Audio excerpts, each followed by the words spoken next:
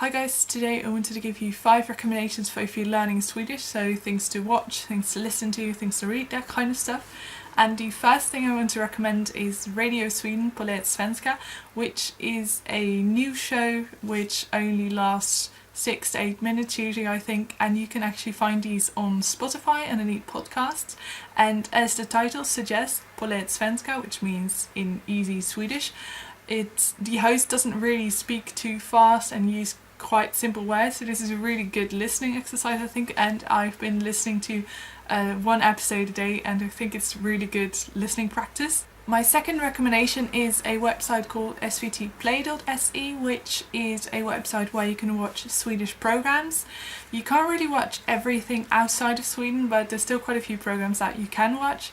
And they have a really wide range of programs. You can watch the news, they have documentaries, shows, kids programs, so there's really a lot. And also it's really nice, they have, for a lot of their videos, they have Swedish subtitles as well, so that can also really aid you in comprehending what's going on. The programs they offer change all the time, so I'm not really sure what they currently offer, but I watched this show called, I think it was Vem bor här, Who Lives Here, and it's just a group of people that visited each other's houses and they had to figure out who was living where.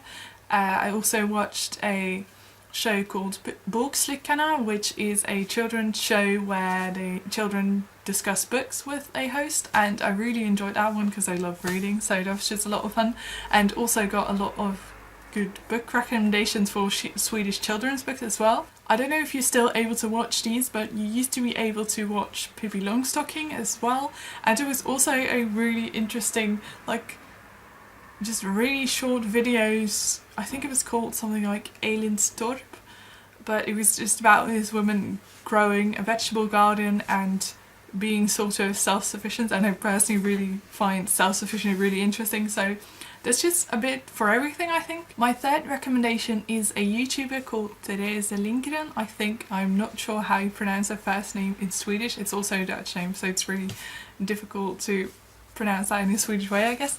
But yeah, I think she's sort of a lifestyle vlog. I don't actually watch that many YouTubers outside of BookTube and the language community, but so I'm not really sure what to call her, but I'm guessing lifestyle, and sometimes she does videos on beauty, I guess, and it's not necessarily the type of videos I normally really watch, but I do really like her personality, and she is quite big in Sweden. She has over 500,000 followers, I think, so you might already know her, but maybe you don't, so this is a recommendation for a YouTuber. My fourth recommendation is a Swedish author of a lot of children's books, and since I already mentioned Pippi Longstocking, it's the author Astrid Lindgren, who also wrote the Pippi Longstocking books, and I'm always surprised, like, I feel like in the Netherlands a lot of people seem to know that the Pippi Longstocking books have a Swedish author, but I've heard a lot of American people say that they didn't realise that the author was Swedish, so she is Swedish, and she's written a lot of other children's books as well, and I think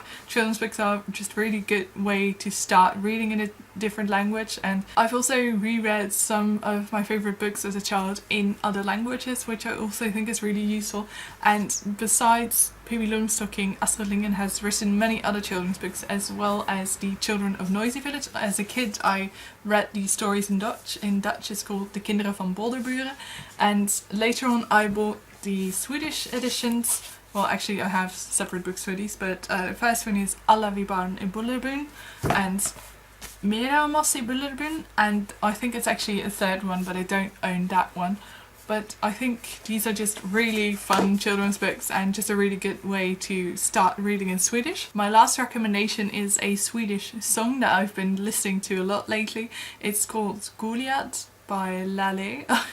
Also, again, not sure if I pronounced her name correctly, but I just really like the sound of the song, but also the lyrics are just really motivational and inspiring, I always find, so I've been listening to this on repeat. So these were my recommendations, but if you have some recommendations for Swedish books, Swedish music, all things like that, please do leave them in the comments, and maybe I'll see you next time. Bye!